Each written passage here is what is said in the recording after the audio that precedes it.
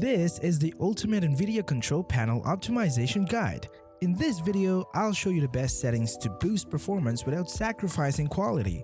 By the end of this video, you'll be running the absolute best settings possible for your NVIDIA GPU, whether it's high-end, low-end, laptop, or desktop. Now let's get started. First, we're starting off with updating your GPU drivers. Make sure your graphic drivers are up to date for improved performance in your games. To update them, open the NVIDIA app, link in the description, and head to the Drivers tab on the left. On the right, click at the Check for Updates button. If any updates are found, download them and install them to your PC. You should be updating them whenever the latest version is available. Once you're on the latest drivers, restart your PC and we're good to go.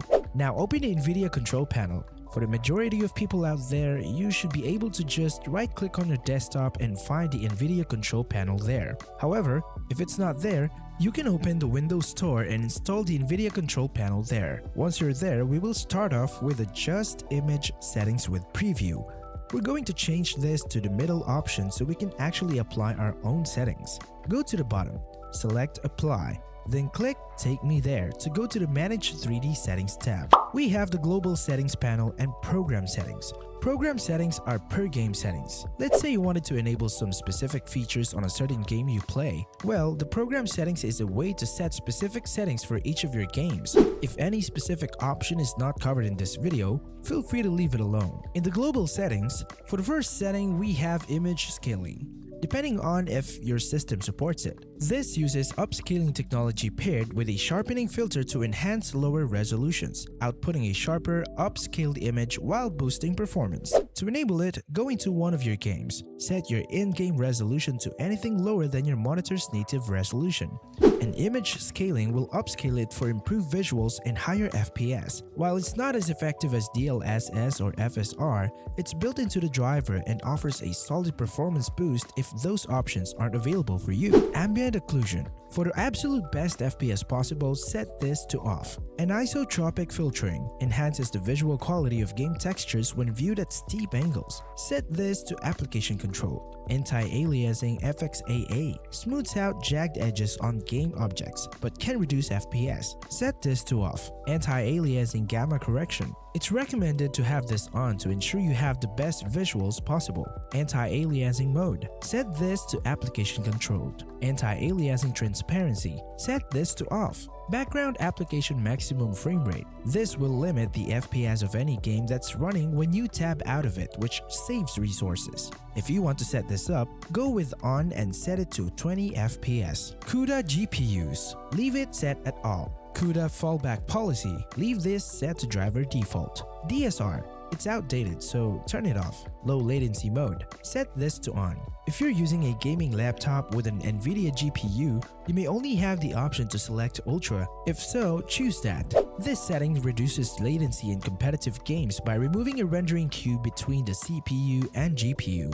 However, since NVIDIA Reflex is widely available in many games, low latency mode will often be automatically overridden when Reflex is enabled, which you should always enable if the game supports it. Max frame rate. Set this to off. Multi-frame sampled MFAA should be set to off. OpenGL GDI compatibility should be set to auto. OpenGL rendering GPU should be set to your graphics card.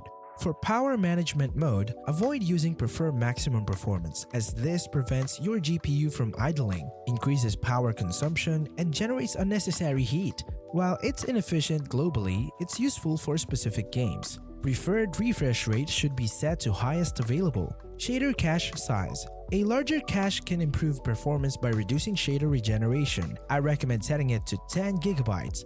This is a good balance between performance and storage. Texture filtering. Anisotropic sample optimization should be set to on. This limits processing load. Texture filtering negative LOD bias should be set to allow. Texture filtering quality should be set to quality. This changes the texture in your game. Set it to high for an FPS boost. Trilinear optimization should be set to on. Threaded optimization should be set to auto. Triple buffering should be set to off. Vertical sync should be set to off unless you're using a proper G-Sync or FreeSync setup. Leave the last 3 settings at their default values. Go to the bottom right to apply the settings. Keep in mind that updating your GPU drivers can sometimes reset certain NVIDIA Control Panel settings, especially those related to 3D settings or global presets. This is particularly common after performing a clean install, which removes all previous driver files and may reset most settings. We can now head into program settings for optimizing settings in your favorite games for lower latency,